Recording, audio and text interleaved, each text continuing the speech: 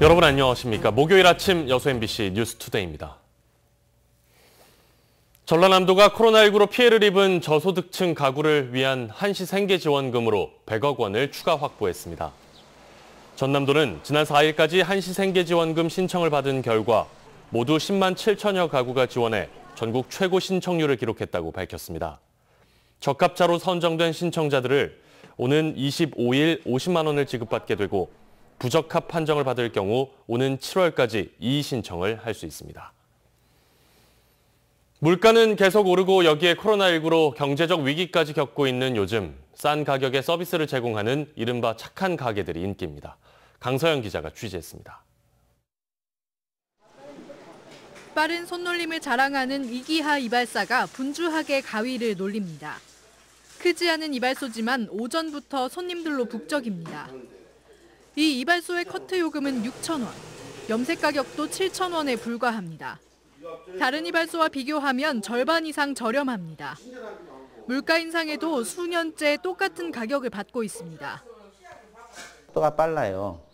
이제 나 실력 기술 그래 가지고 6,000원이니까 아주 손님들도 반응도 좋고 그래서 이제 계속 6,000원을 받게 됐습니다. 4년간. 이발 요금이 저렴하다는 소문은 금세 퍼져 멀리서 찾아오는 단골 손님까지 생겼습니다. 다른 데서 했는데 마음에 들지 않아서 이기하 사장은 다시 얼른 와서. 또 다른 카페도 저렴한 커피 가격에 인기를 얻고 있습니다. 아메리카노 커피 한 잔을 시중 프랜차이즈의 절반 가격인 2,000원에 판매하고 있습니다. 가격은 싸지만 양이나 질에서 다른 곳보다 뛰어나다는 게 손님들의 반응입니다. 제가 좋아하는 커피를 합리적으로 마실 수 있는 가격이라고 생각을 해서. 카페 대표는 식사 한 끼 가격에 육박하는 커피 가격을 부담스러워하는 동네 어르신들의 모습에 가격 인하를 결심했다고 밝힙니다. 한 5분 오시면 커피 3잔만 주셔요. 지역사회에 공헌을 하는 그런 길이기도 하구나. 커피값 내리기를 참 잘했다. 높은 물가 속에서도 광양 지역에서만 이처럼 선정된 착한 가격 업소는 모두 40곳. 경기 침체에 코로나 여파가 겹치면서 줄줄이 폐업과 가격 인상이 이어지고 있는 가운데 부담을 손님들에게 떠넘기지 않고 어려움을 함께하는 이들 착한 가게가 서민들의 마음을 따뜻하게 하고 있습니다. MBC 뉴스 강서영입니다. 이재명 경기지사 지지단체인 대동세상연구회 광주 전남본부가 오늘 출범합니다. 장만채 전 전남교육감이 광주 전남 상임 고문을 맡고 있는 대동세상연구회는 실질적 공정과 균 등으로 기울어진 운동장을 바로잡겠다고 밝혔습니다.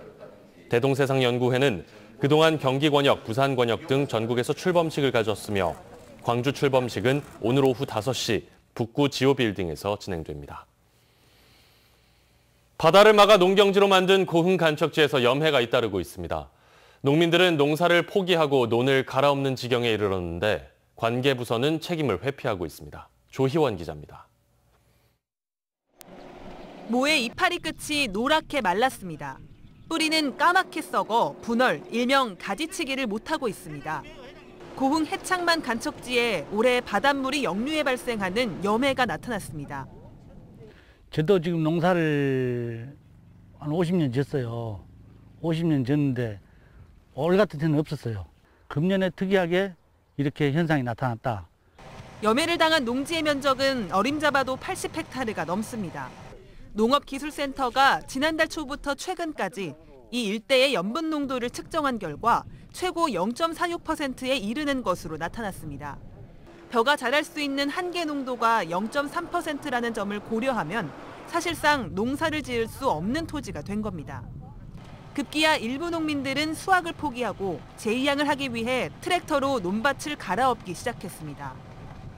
광합성 작용을 하지 못하고 식물이 이제 죽어가기 때문에 결국은 이렇게 썩어갑니다.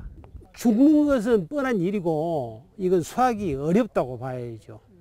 농민들은 방조제의 배수관문 노후화로 바닷물이 유입돼 염해가 발생한 거라고 보고 있습니다.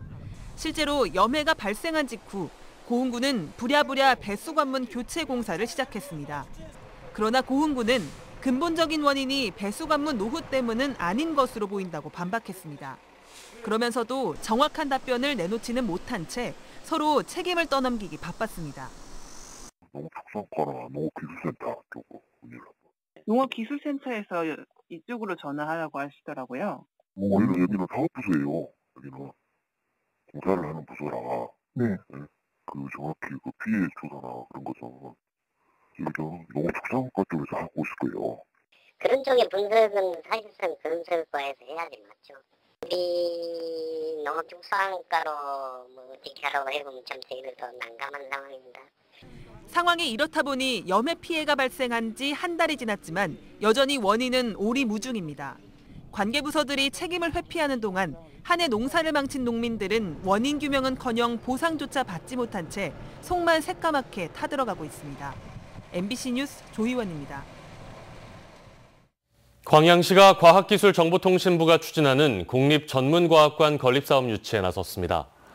선정 규모는 소재 분야 1개소, 항공우주 분야 1개소이며 1개소당 총 사업비 400억 원 내외로 국비가 50% 지원됩니다.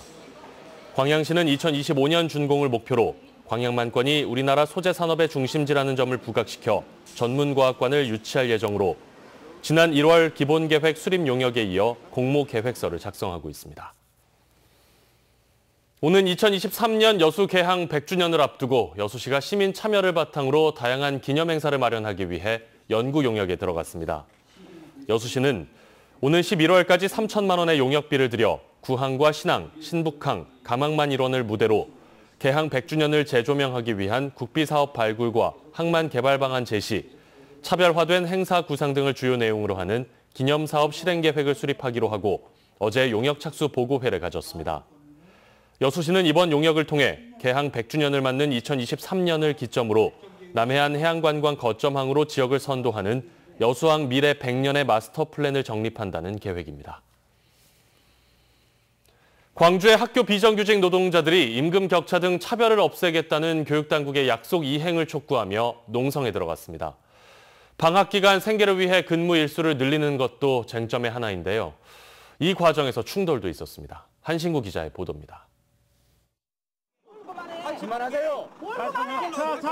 광주교육청 앞에서 소란이 벌어졌습니다. 학교 비정규직 노동자들이 장기간의 농성에 필요하다며 컨테이너 박스를 설치하려고 하자 교육당국이 막아선 겁니다. 크레인과 컨테이너 박스가 저는 알지 못하는 상황에서 들어왔기 때문에 저지할 수밖에 없었습니다. 고성과 실랑이가 오가는 상황에서 한 노동자는 응급 차량에 실려 병원으로 옮겨지기까지 했습니다. 원인은 지난 6개월 동안 계속된 학교 비정규직과 교육청 사이의 단체 교섭이 최종 결렬됐기 때문입니다. 노동자들은 지난 2018년부터 비정규직의 고용불안 해소는 물론 임금 차별을 해소하겠다고 약속해놓고도 교육당국이 개선 의지를 보이지 않고 있다고 주장합니다. 다시 교섭이 빨리 이루어져서 최소한의 차별이 없어졌으면 좋겠습니다. 특히 방학 기간에 생계가 위협받는 상황을 막기 위해 근무 일수를 확대해달라는 요구를 외면하고 지방노동위원회 중재안마저 거부하고 있다며 반발하고 있습니다. 이에 대해 교육청은 방학이 있는 학교의 특성상 근무 일수의 확대 등 일부 쟁점 사안은 조합의 무리한 요구라면서 교섭을 통해서 이견을 좁혀나가겠다고 밝혔습니다. MBC 뉴스 한신구입니다. 경기가 회복세를 보이면서 광주 전남의 고용 지표도 조금씩 나아지고 있습니다. 그런데 취업자는 늘고 있지만 고용 안정성과 임금 등 이른바 고용의 질까지 좋아지고 있지는 않습니다. 조현성 기자입니다. 지난달 광주 전남 지역에서는 작년 같은 기간과 비교해 2만 7천 명이 일자리를 더 구했습니다. 광주의 취업자는 7천 명, 전남은 2만 명이 늘었습니다. 전년 동기 대비 취업자 수는 지난 3월 이후 석 달 연속 증가세입니다.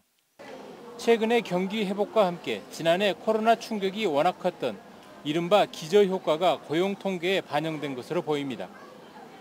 작년 5월 가정의 달에는 거의 스톱이었어요. 올해는 작년에 비해서 조금씩 부활되면서 좋게 나타나는데 그렇다고 지역 고용시장에 훈풍이 불고 있다고 보기에는 무리가 있습니다. 지난달 광주에서 늘어난 취업자 대부분은 이른바 아르바이트로 일하는 일용 근로자와 돈을 받지 않고 가족 일을 도와주는 경우였습니다. 반면에 계약 기간이 1년 이상으로 고용이 상대적으로 안정된 상용 근로자는 오히려 11,000명이 줄었습니다. 전남에서는 상용 근로자 9,000명이 줄어든 자리를 자영업자들이 채우며 전체 취업자 수를 끌어올렸습니다. 또 광주 전남 지역 모두 도소매 음식점과 개인 공공서비스 업종에서는 취업자가 늘어난 반면에 제조업에서는 일자리가 크게 줄어든 것으로 나타났습니다. MBC 뉴스 조현성입니다. 순천시가 마을 박물관 사업에 참여할 마을들을 공모합니다. 순천시는 마을과 관련한 기록물이나 생활용품 등을 보존하고 있는 순천 관내마을 2곳을 선정해 각각 1,000만 원의 박물관 조성 비용을 지원할 예정입니다. 사업 신청 기간은 이달 말까지며 마을 박물관 조성 후에는 전시 공간을 상시 개방해야 한다고 밝혔습니다. 전남 테크노파크가 전남 지역에 입주한 지 3년이 안 된 초기 기업들을 대상으로 투자유치 설명회 참여 기업을 모집합니다. 전남 테크노파크는 지역 스타트업 투자유치를 지원하기 위해 7개 창업 유관 기관과 공동으로 오는 25일까지 투자유치 설명회 참여 기업을 모집하고 이 가운데 10개사 정도를 선정해 기업당 300만 원을 지원할 예정입니다. 전남TP는 또 이번에 신청한 모든 기업을 대상으로 IR 역량 강화 교육과 분야별 전문가 멘토링을 무료로 제공해 조기 정착을 도울 예정입니다. 여수 선소 유적지 일원에 오는 2024년까지 문체부 관광자원 개발 사업으로 선소 테마 정원이 조성됩니다. 여수시는 현재 사적으로 지정돼 있는 선소 주변에 국도비와 시비 등 195억 원의 예산을 들여 영상 전시관과 탐방도 등을 갖춘 선소 테마 정원을 조성하기로 하고 오는 9월까지 건축과 전시 관련 설계 공모 절차를 진행하고 있습니다. 여수시는 또 문화재청, 문화체육관광부와 문화재 현상 변경과 투자 심사 등의 행정 협의를 거친 뒤 내년 5월 본격적인 시설 공사에 들어가 2024년 말 완공할 계획입니다. 광양 지역 도시민 스마트팜 자활 사업을 위해 포스코 광양제철소와 여수 광양항만공사가 8천만 원을 전남복지재단에 기탁했습니다. 도심인 스마트팜 자활 사업은 새싹 인삼과 채소 재배, 판매 등을 위해 2024년까지 사업비 7억 900만 원으로 사업장을 만든 뒤 지역 내 저소득층 10여 명을 채용하는 사업입니다. 광양시는 스마트팜 자활 사업이 지역 취약계층들의 자립 지원을 위한 기업 연계 사업이라며 이번 사업비 기탁을 통해 지역 경제 활성화에 도움이 될 것으로 기대하고 있습니다. 여름철을 맞아 순천시가 물놀이 안전사고 예방 대책을 추진합니다. 순천시는 이번 달부터 서면 청소골을 포함한 11곳을 물놀이 관리 지역으로 지정하고 8월까지 구비된 안전시설 점검과 물놀이 안전요원을 배치할 계획입니다. 순천시는 물놀이 안전사고 예방을 위해 음주 뒤 수영 금지와 구명조끼 착용 등의 안전수칙을 지켜줄 것을 당부했습니다. 여수시가 폐기물 수집 운반 차량을 대상으로 폐기물 불법 반입에 대한 전수조사를 실시하고 있습니다. 여수시는 음식물과 목재류 등 불법 폐기물이 생활 폐기물이나 사업장 생활계 폐기물 등에 섞여 만흥 위생 매립장으로 반입되는 것을 막기 위해 이달 말까지 수집 운반 차량 29대를 대상으로 반입 금지 폐기물 반입과 타 지자체 폐기물 허위 신고 반입 등을 집중 단속하고 있습니다. 여수시는 특히 이번 단속을 정기적으로 실시해 폐기물 처리 질서를 확립하겠다고 밝혔습니다.